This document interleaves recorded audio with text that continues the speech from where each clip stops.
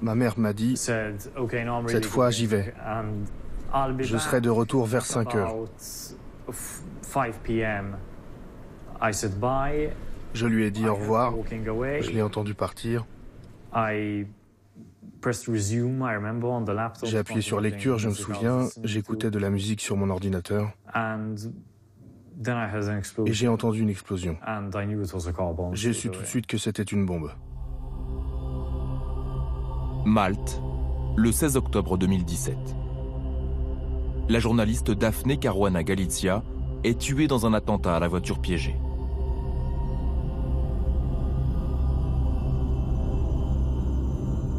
Elle avait 53 ans. Matthew est son fils aîné. Les chiens n'arrêtaient pas d'aboyer et j'ai juste couru. J'ai vu une colonne de fumée. Elle faisait 200 ou 300 mètres de haut. Une épaisse fumée noire. Il y avait une énorme boule de feu. La voiture était en flammes. J'ai pensé, mon Dieu, faites que ce soit une autre voiture. Je ne voyais pas la plaque, ni la couleur. Je ne pouvais pas dire quel modèle c'était. Et puis j'ai vu le logo Peugeot, et là je me suis dit, merde. C'était horrible. Le klaxon hurlait. Ça n'arrêtait pas. J'ai vu des bouts de corps un peu partout. C'est là que je me suis dit, ok, laisse tomber. Ça, c'est un pied, ça, c'est une jambe. Ça ne faisait pas de doute. C'était pas un bout de bois, mais bien un pied. Il n'y avait plus rien à faire.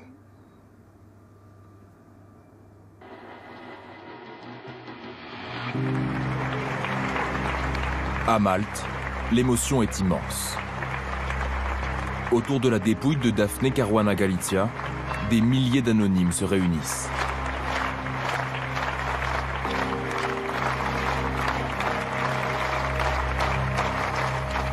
C'est la première fois qu'un journaliste est victime d'un attentat à la voiture piégée au sein de l'Union européenne. À Strasbourg, le président du Parlement reçoit le mari de Daphne Caruana Galizia et ses fils, Matthew, Paul et Andrew.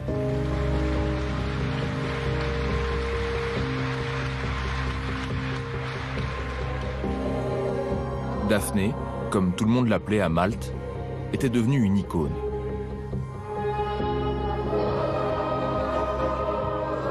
Son blog, Running Commentary, était un média à lui tout seul, où elle chroniquait la vie politique maltaise. Un blog qui devançait tous les journaux traditionnels du pays. Il était lu par plus de 300 000 personnes, sur les 400 000 que compte l'île. Elle était la voix de la vérité à Malte, notre première source d'information. Elle révélait ce que le gouvernement essayait de nous cacher.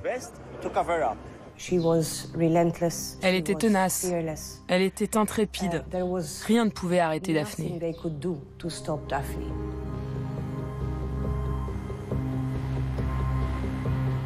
Daphne était connue pour ses enquêtes sur la corruption au plus haut niveau de l'État. Sa principale cible, le parti travailliste au pouvoir et son premier ministre, Joseph Muscat.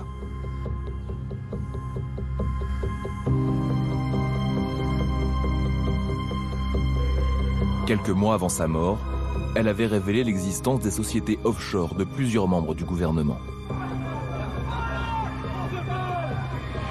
Elle ne se gênait pas pour traiter les gens d'escrocs, de menteurs ou de politiciens corrompus. On la craignait. Personne ne voulait se mettre à dos Daphne.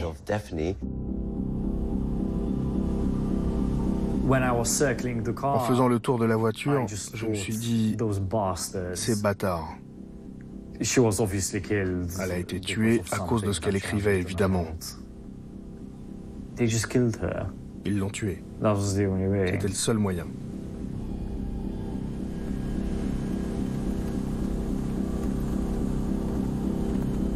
a ordonné l'assassinat de Daphne Caruana Galizia. Pourquoi voulait-on la faire taire? Sur quelles enquêtes dérangeantes travaillait-elle?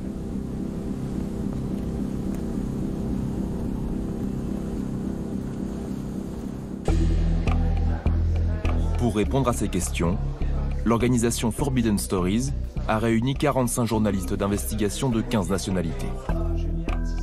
Autour de la table, le New York Times, Reuters, le Guardian ou encore Le Monde. La vocation de Forbidden Stories est de poursuivre les enquêtes des journalistes emprisonnés ou assassinés.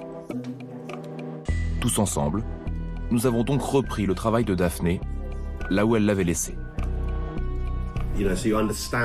Pour comprendre Daphne, il faut savoir qu'elle était très agressive et que donc beaucoup de gens la détestaient. Le chef de la police a même dit « Daphne va finir par se faire assassiner ». Et à ce moment-là, j'espère vraiment ne pas être en charge de l'enquête, car je ne saurais pas par où commencer.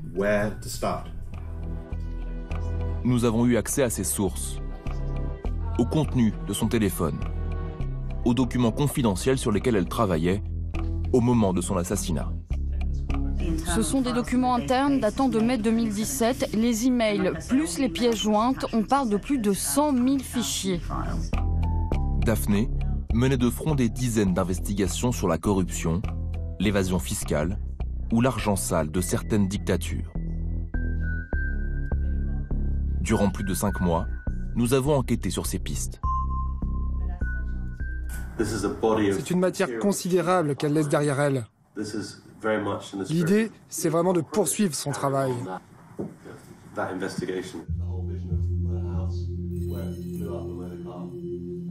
Pour débuter cette enquête, nous avons suivi la trace des hommes suspectés d'avoir assassiné Daphne.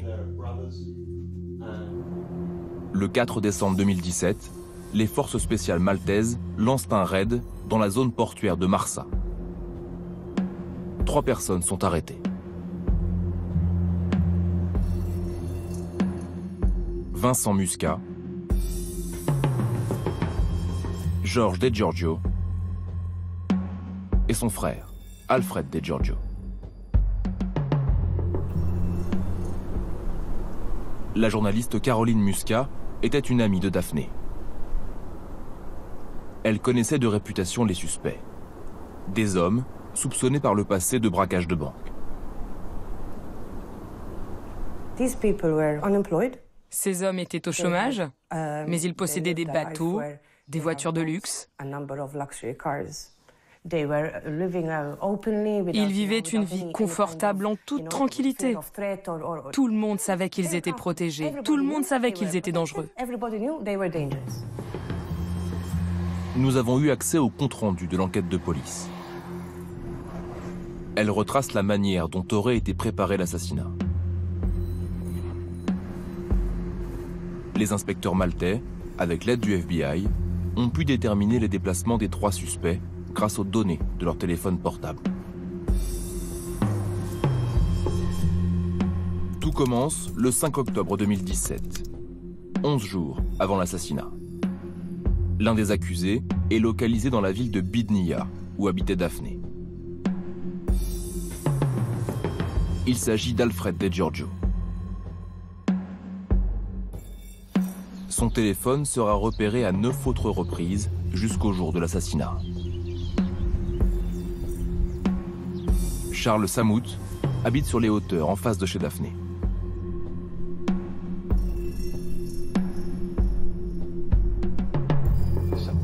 Il a été entendu comme témoin par les magistrats.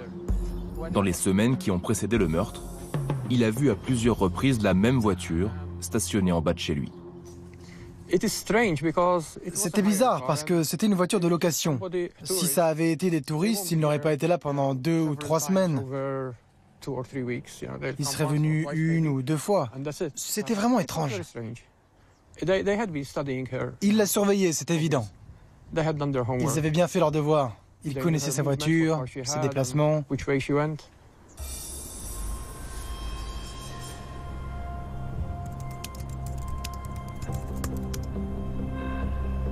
Alfred De Giorgio est localisé dans la soirée à Bidnia.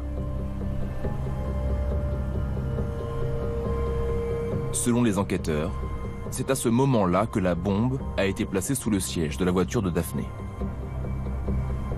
À 1h41 du matin, le portable rattaché aux explosifs est actionné. Il servira à déclencher la bombe quelques heures plus tard.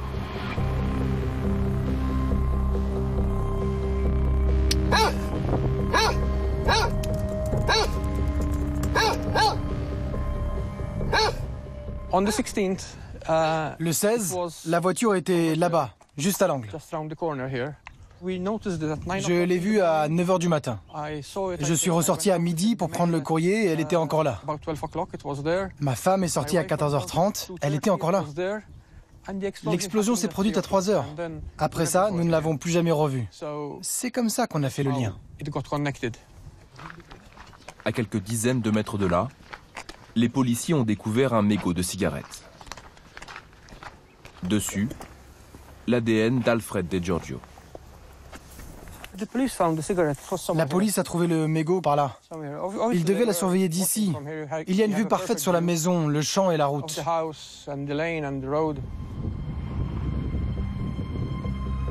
7h55, le jour de l'assassinat. Le bateau de l'autre frère De Giorgio, George, est aperçu par des caméras de surveillance quittant le port de La Valette.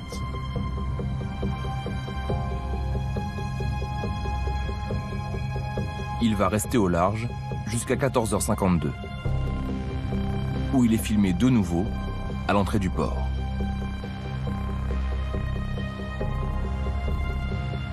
C'est là que les enquêteurs estiment qu'il a actionné la bombe par SMS. À exactement 14h, 58 minutes et 55 secondes.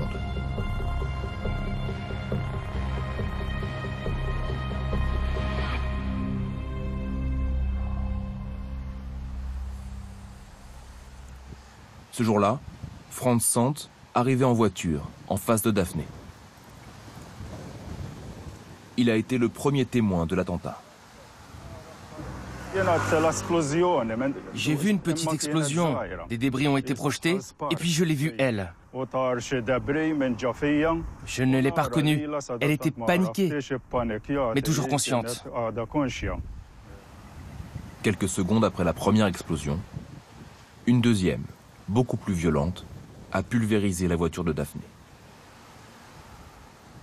Je vais vous révéler quelque chose que je n'ai jamais dit avant. Je l'ai même entendu crier, un énorme cri. Mais tout de suite après, elle s'est transformée en boule de feu.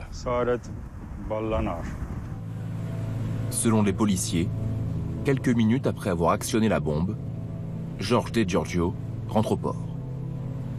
Les inspecteurs ont intercepté un SMS qu'il aurait envoyé à ce moment-là à sa compagne.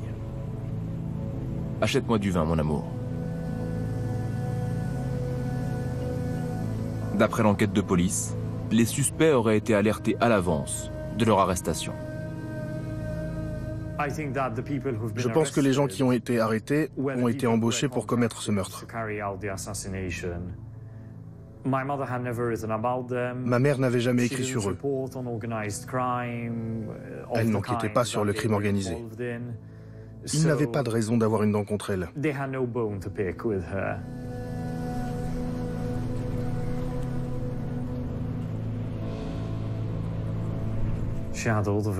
Elle avait beaucoup d'ennemis. Il y avait les gros et les petits calibres.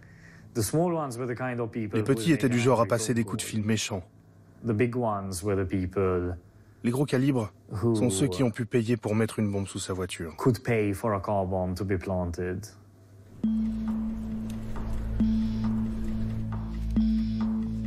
Ces 20 dernières années, Daphné avait reçu d'innombrables menaces. Comme Matthew, ses deux autres fils, Andrew et Paul, ont grandi dans un climat de tension permanente.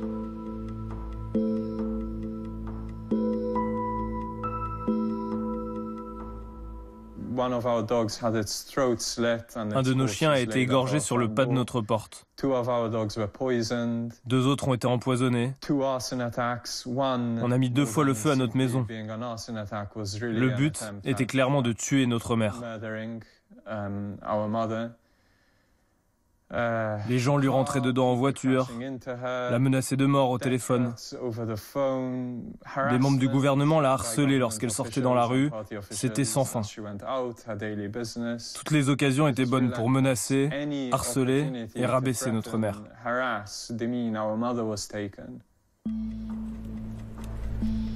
Daphné avait été entendue par le Conseil de l'Europe dans le cadre d'une vaste enquête sur les menaces faites aux journalistes.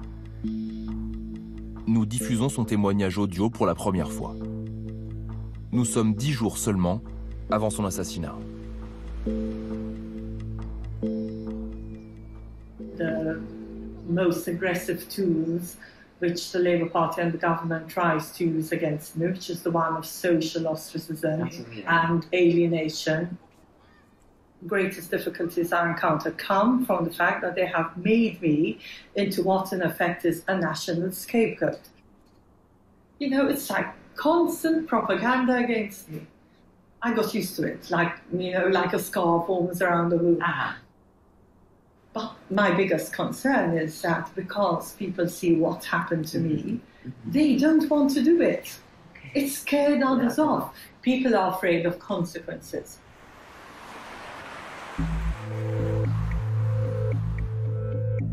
Le Parti travailliste avait affublé Daphné de surnoms. La sorcière, la langue de vipère, la blogueuse de la haine. Des surnoms repris en chœur par les partisans du gouvernement.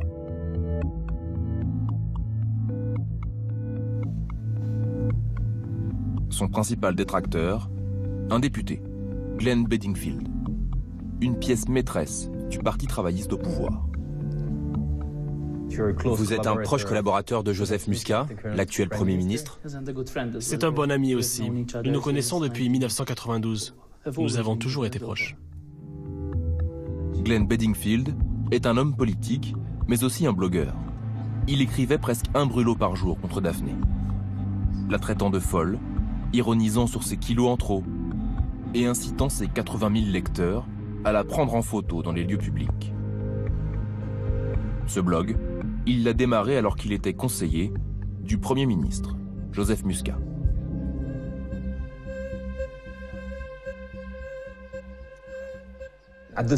Vous étiez employé au même moment par le Premier ministre. Oui. Il n'y a pas de conflit d'intérêts? Parce que je n'ai pas le droit d'avoir mes propres idées? Est-ce qu'on est pour la liberté d'expression ou pas? Mais vous étiez en même temps payé par le gouvernement, par l'État. Et alors, je n'ai pas le droit de travailler? Daphné, elle non plus, n'hésitait pas à se moquer des hommes politiques en les attaquant, parfois durement, sur leur physique ou sur leurs mœurs. Une de ses cibles favorites, Glenn Bedingfield.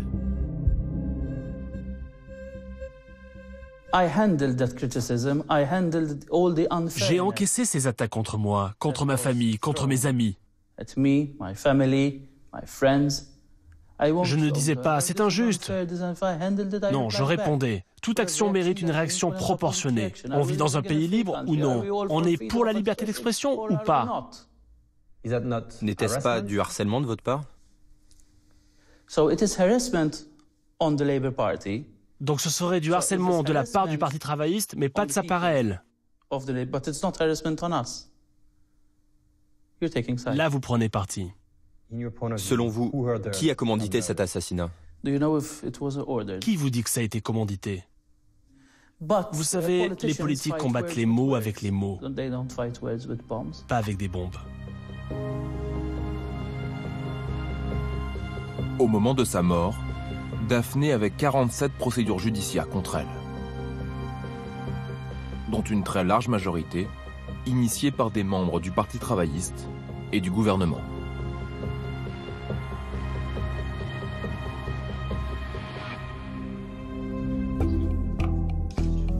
Daphné enquêtait sur un dossier particulièrement sensible, un système opaque et extrêmement lucratif pour l'État maltais. la vente de passeports. Malte est l'un des seuls pays d'Europe à vendre son passeport pour de l'argent. Moyennant 1 million d'euros, les riches étrangers peuvent s'offrir la citoyenneté maltaise. Un business légal et particulièrement juteux. Alors, pour attirer les grandes fortunes, le gouvernement s'improvise agence de voyage. Il fait bon vivre à Malte. C'est un pays stable et démocratique. Ça vous tente? Devenez membre de la grande famille européenne.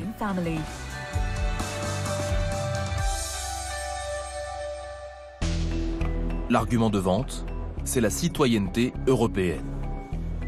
Si vous avez assez d'argent sur votre compte en banque, vous pouvez vous ouvrir les portes des 28 pays de l'Union européenne.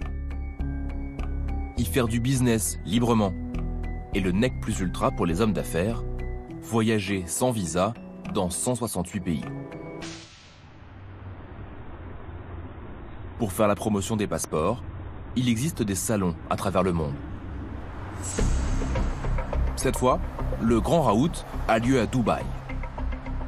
Un sommet de l'immigration où on ne parle pas de réfugiés ni de crise humanitaire, mais de mobilité et d'investissement.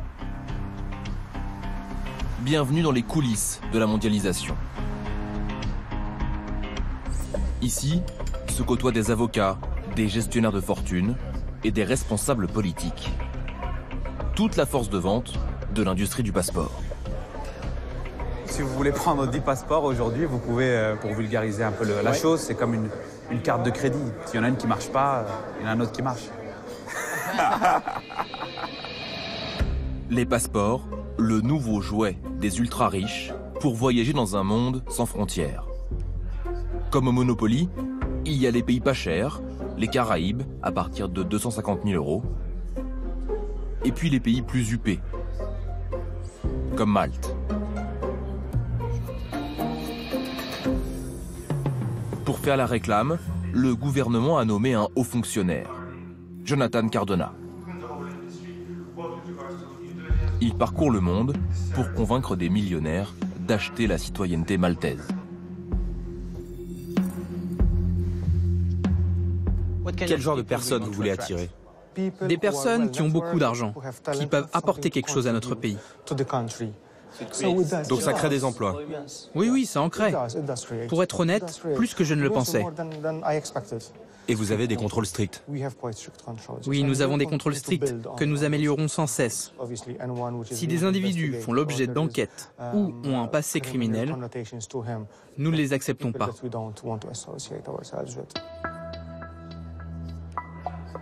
Jonathan Cardona et ses équipes ne sélectionneraient donc que la crème de la crème. Des multimillionnaires profondément attachés à dynamiser l'économie maltaise.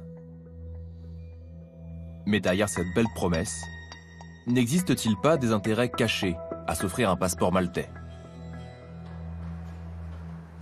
C'est ce que soupçonne l'OCDE, l'organisation mondiale chargée de coordonner les politiques économiques.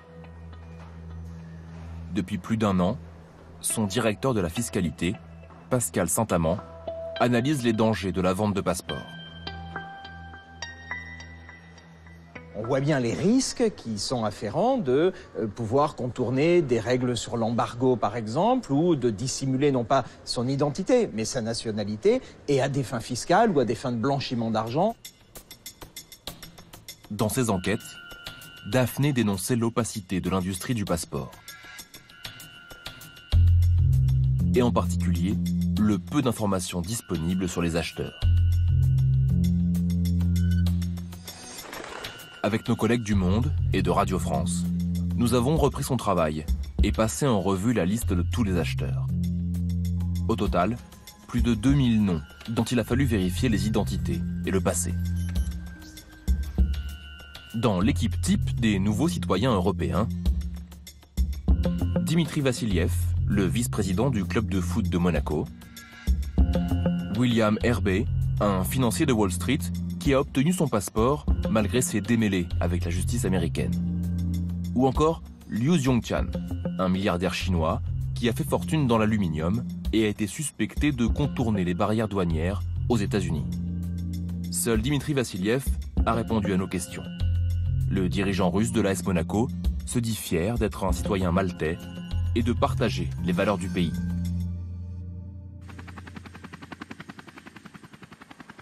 Avant d'obtenir le précieux sésame, les acheteurs doivent résider à Malte pendant au moins 1 an. Une obligation fixée par le gouvernement.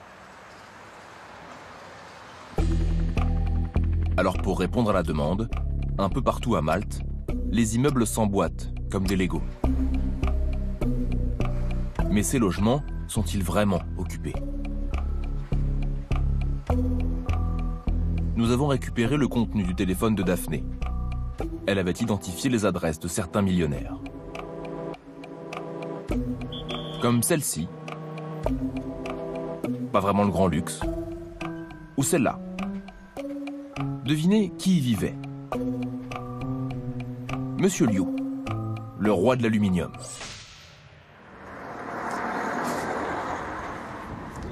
Nous avons retrouvé une autre maison où sont censés résider plusieurs acheteurs de passeports. C'est ouvert. Ça, c'est bien monsieur Doïken. Dimitri Doïken, un businessman russe dont la fortune est estimée à 240 millions de dollars. Et donc, normalement, ce multimillionnaire russe habite là, juste dans le sous-sol ici, il y a le 9B.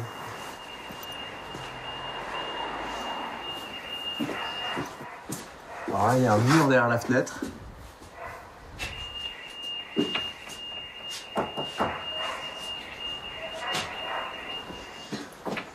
On va tenter le coup avec Mohamed Fadimeyo, qui est censé habiter à l'appartement A.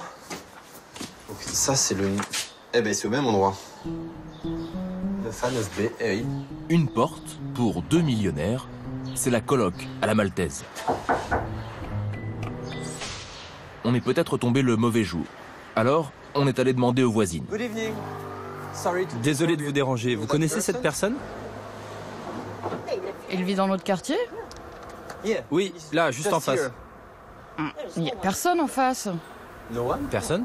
Personne. Cette maison est vide. Cet homme est russe et c'est un multimillionnaire. He's a multi-millionaire. Et il est censé vivre ici? Oui. Et il est célibataire? Le gouvernement maltais sait-il que certains acheteurs de passeports n'habitent pas sur l'île? Nous rencontrons un vendeur de passeports. Il organise l'arrivée de ces nouveaux citoyens. Nous le filmons en caméra cachée. Ils viennent à Malte pour les démarches administratives. Ils ne reviennent que pour récupérer leur passeport. J'ai lu qu'il y avait une obligation de résidence de 12 mois. Hein? Non. Vous n'avez pas besoin de vivre ici, vous savez. Non, ils font semblant de vivre ici. Je leur prends des abonnements à la salle de sport, des lignes de téléphone, pour montrer au gouvernement qu'ils habitent là. Et le gouvernement ne dit rien? Personne ne contrôle les appartements? Non, non. Ils restent vides. Des appartements vides, des acheteurs de passeports fantômes. En 4 ans, la vente de passeports a déjà rapporté plus de 700 millions d'euros à l'État maltais.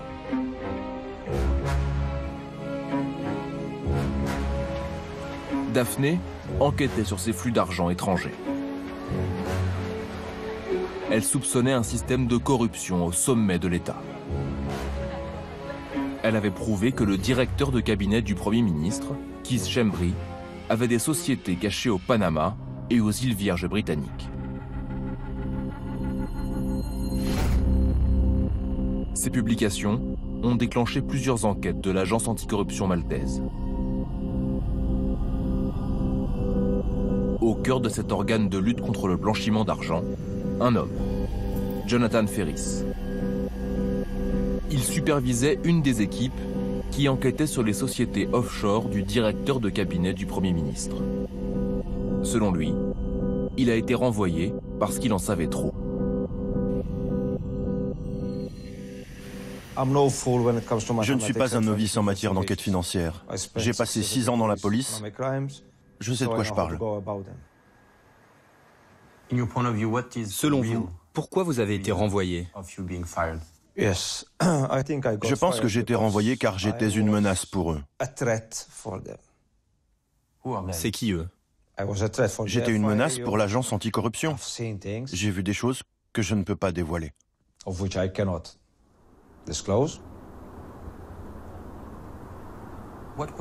Comment avez-vous réagi lorsque vous avez appris la mort de Daphne Caruana Galizia? J'ai passé 3 ou 4 jours sans trop comprendre ce qui venait de se produire. Et puis j'ai commencé à m'inquiéter, à regarder sous ma voiture. Ça rend parano, vous savez. Pourquoi vous vous sentez menacé? Parce que j'ai des informations précieuses qui peuvent potentiellement envoyer des personnes en prison. Quel genre de personnes? Des personnalités politiques. Du gouvernement? Du gouvernement, oui.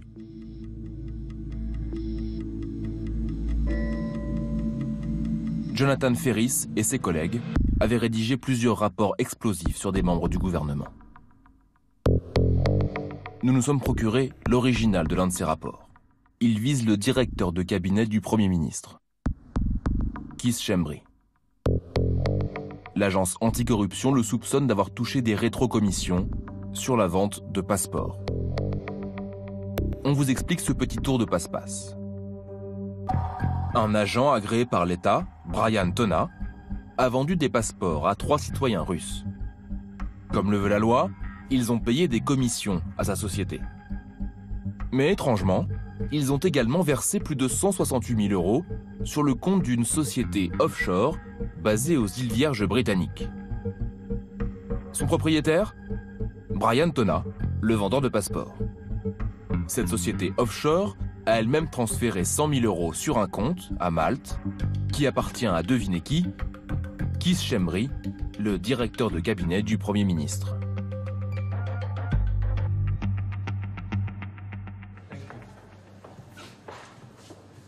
Ces graves soupçons de rétrocommission n'ont à l'époque pas déclenché d'enquête judiciaire. Jusqu'à ce qu'un homme politique récupère le rapport et le confie à la justice. Simon Bouzoutil était alors le leader de l'opposition.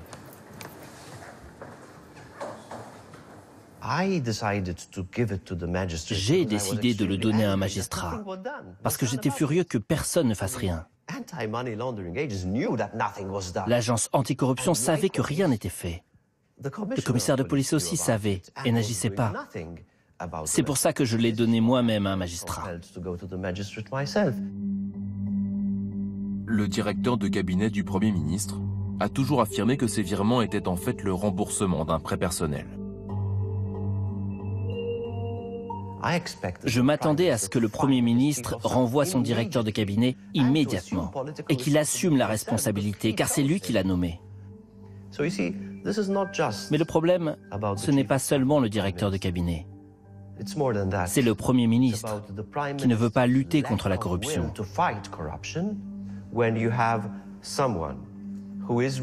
Lorsque quelqu'un est soupçonné, qu'on le garde à son poste, et qu'il n'y a aucune enquête, c'est qu'il y a un vrai problème avec l'état de droit. Joseph Muscat, le Premier ministre, a refusé notre demande d'interview. Nous l'attendons donc à la sortie du Parlement. Monsieur Muscat, que répondez-vous aux multiples allégations de corruption qui pèsent sur votre gouvernement et votre cabinet? J'ai déjà répondu plusieurs fois à ces questions. Allez-vous prendre des mesures? C'est déjà fait.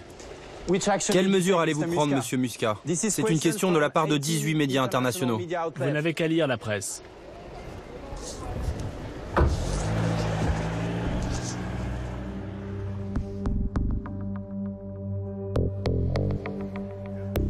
Quelques jours plus tard, le gouvernement a annoncé de toutes nouvelles mesures contre le blanchiment d'argent, et notamment l'embauche d'enquêteurs pour l'agence anticorruption.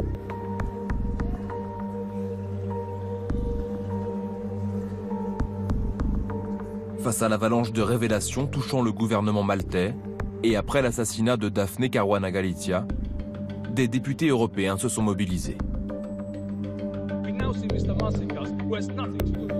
Pour demander des sanctions contre l'État maltais, ils ont interpellé le vice-président de la Commission européenne, Frans Timmermans.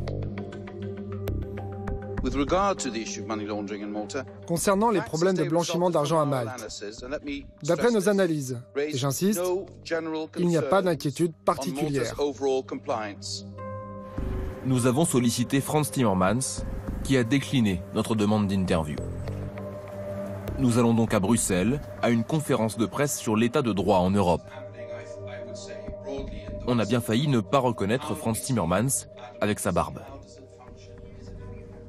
Thank you so much. Jules Giraudat, France 2. Monsieur Timmermans, de sérieuses inquiétudes ont été exprimées concernant l'état de droit à Malte depuis l'assassinat de Daphne Caruana Galizia. Vous avez refusé notre demande d'interview sur ce sujet. Le directeur de cabinet du Premier ministre est soupçonné d'avoir touché des rétrocommissions sur la vente de passeports. Vous êtes en charge du respect de l'état de droit en Europe. Allez-vous agir? Voici le rapport. La Commission est attentive à toutes les questions concernant Malte.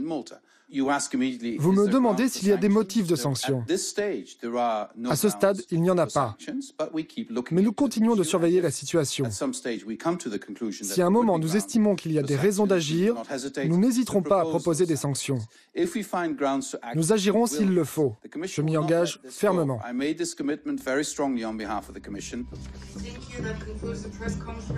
À ce jour, la Commission européenne n'a pas pris de sanctions contre l'État maltais.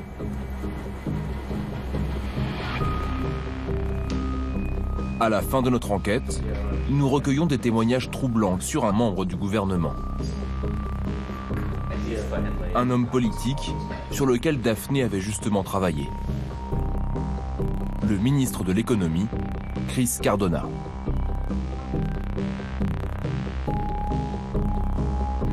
Le 30 janvier 2017, elle publie un article qui lui attire les foudres du ministre. À 23h45, Daphne annonce qu'au moment même où elle écrit, Chris Cardona est dans une maison close en Allemagne, l'Acapulco. Qui n'a pas lu son article sur l'Acapulco en Allemagne? Imaginez, un ministre surpris dans un bordel pendant un voyage officiel. Bien sûr, le ministre en question était furieux. Il a nié, et il continue à nier. Le ministre de l'économie ne s'est pas contenté d'attaquer Daphne en diffamation. Les allégations sont fausses. Nous n'y étions pas. C'est clair comme du cristal. Chose rare, il a demandé au juge de saisir une partie des avoirs de la journaliste jusqu'à la tenue du procès. Ma mère est morte avec ses comptes en banque bloqués. Elle ne pouvait plus rien payer, comme si c'était une enfant. Elle était privée de liberté, complètement. Le ministre nie toujours s'être rendu dans une maison close. Bastian Obermeier et Hannes Munzinger, nos collègues allemands, ont pu rencontrer la source de Daphne à l'origine du scandale. Hier, nous avons réussi à parler avec la personne qui a vu Chris Cardona au bordel. C'est à cet endroit qu'était Monsieur Cardona. Moi, j'étais ici. Là, c'est la fontaine. Ici, c'est le bar. Là, le buffet. Il avait beaucoup de détails.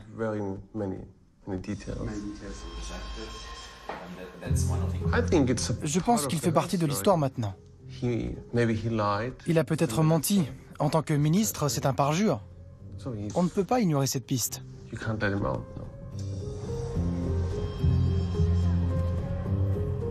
Nous avons recueilli de nouveaux témoignages embarrassants pour Chris Cardona. Cette fois, ils concernent l'enquête sur la mort de Daphne. Plusieurs sources nous ont mis sur une piste.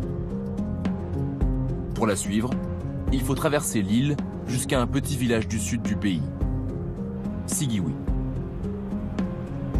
Ces rues désertes à la tombée de la nuit et un bar discret,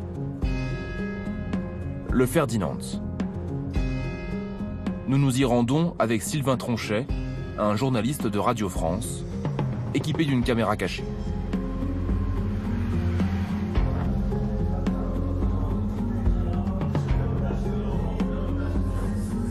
Au bout de quelques minutes, nous allons discuter avec un client.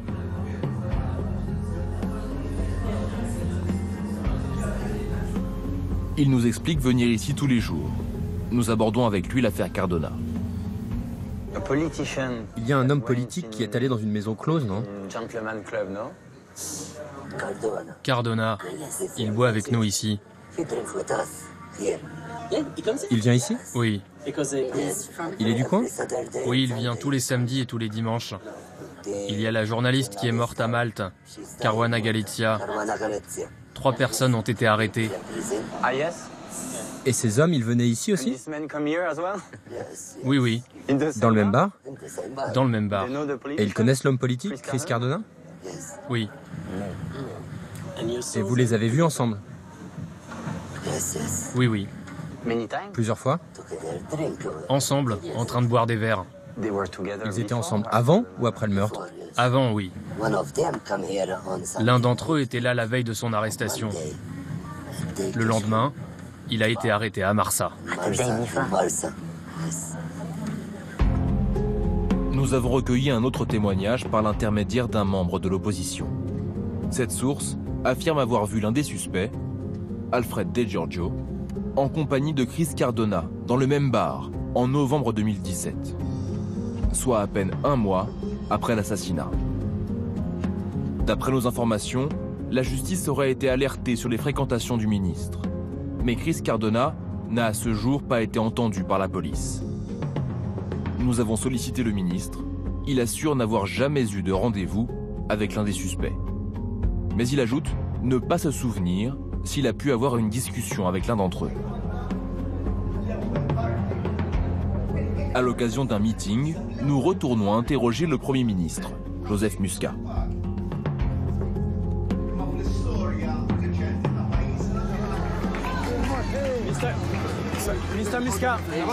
Monsieur Muscat, Jules Giraudat, France 2.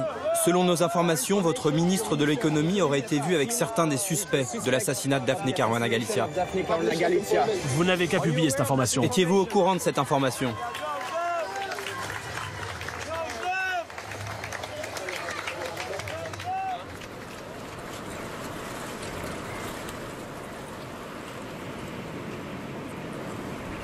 À Bidnia, dans la maison familiale, Peter, le mari de Daphné, vit désormais seul.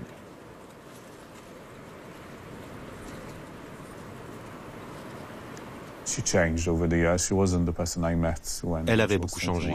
Elle n'était plus celle qu'elle était à 20 ans. Je ne crois pas qu'elle était très heureuse à la fin. La dernière fois que je l'ai vraiment vue contente, c'était au mariage d'Andrew. Je pense que ça l'avait affectée. Elle avait la peau dure, mais elle était tout de même très vulnérable.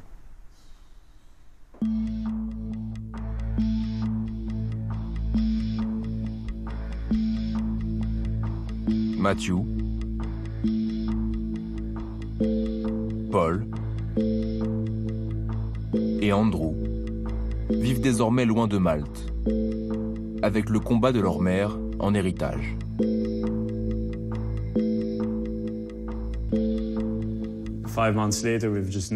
Cinq mois après, nous n'avons pas eu un seul moment en famille pour nous recueillir. C'est devenu une guerre, une bataille après l'autre. Je pense que ça va durer comme ça encore quelques années. S'ils pensent que ça va arrêter ma famille, ils se trompent. Ça a ravagé nos vies. C'est impossible de vivre normalement maintenant. Dans un sens, c'est une punition, mais ça nous rend encore plus forts.